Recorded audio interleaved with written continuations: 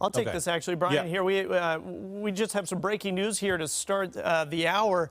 A large earthquake has just struck off the east coast of Japan here. Magnitude 7.3 just struck at about 11:36 p.m. their time.